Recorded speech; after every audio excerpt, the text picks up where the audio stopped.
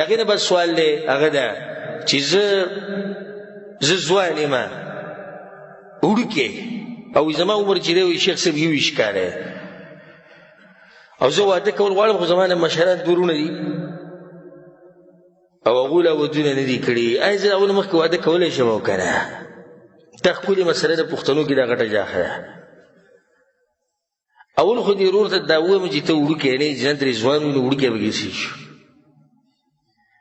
او بیا زه وړوکی یم او د 21 کالو یم عمرو بن العاص رضی الله عنه چې کله واده کو د هغه عمر 11 کاله او دا اولنی زوی عبدالله بن عمرو بن العاص رضی الله عنهما د ده او د دې پلار په دې منځ کې 14 کاله فرق دی زوی د پلار نه 14 کاله کشر دی بس د 11 کاله په عمر کې 11 کاله په عمر کې واده کړی ته د 21 کاله په عمر کې لا وړوکی ناول خدای خبره د هغې نه بعد بیا ده چې په الله باندې توکل وکړه د واده پروګرام سیټ کړه او دې دوه وروڼو چې کله الله له توفیق ورکړو واده پروګرام یې جوړ شو بس کوي ته د هغو د لاسه سره خپل ژوند خراب کړي دلته موږ سره یو کس و اوس مو چې تللی ملک ته نیایي نه د هغه په دې ویښتو کې سپین لګېدلي وي که نه و دې چې د 40 نه 15 خو په دې منځ کې ما ورته ویل مې واده څنګه اراده دې شتي که وی زما نه مشران دورونه نور د هغو لا نه دی کړی ما کېره ویه تا ته وخت ډېر دی ځکه چې دوی لا نور دی ته خو وړوکی خس کوې اوس د 40 او 15 منځ کې له وړوکي 50 نه سړی واوري بیا سړی سوچ شروع کړي چې واده به کوو که نه شپېتو کې چې قبر ته کوز کړي قصې ټوله ختمه شي نه دا غټه غلطي ده زمونږه چې مشران وروڼه وی ناستي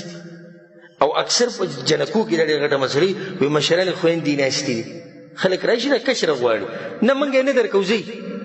ښه کله به یې راکوو چې دا دوه واده شي بیا تاسو راشي دوی به تاسو ته نه ایسي دې خلکو به ډډه لګولي چې ستا دا 2 لوڼه واده شي او دا 3 واده شي بیا به په دې 4 پسې درځي په دې کمې پسې چې رالو او دغه سړی تا ته مناسب ښکارېدو جنې وله ورکړه که 3 وي که 4 وي که 9 او 10 وي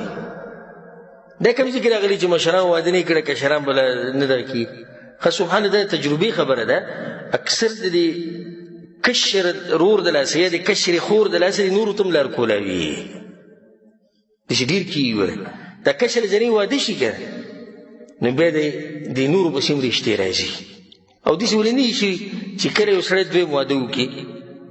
د دې کشرې چې بچي وشي هغه مشر ورسره وکړي شي دې که نه دي د دې د برکت الله هغه مشر له هم بچي ورکوي نو دغه شان چې ته د کشر زوی له واده وکړي د مشرانو نه مخکې او دا کشره جنۍ واده کړي د دې لویو جنکو نه مخکې مشرانو نه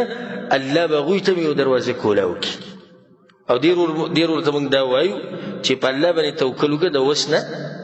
په دې کې نه د مور پلار نافرماني شتي او نه پکې د وروڼو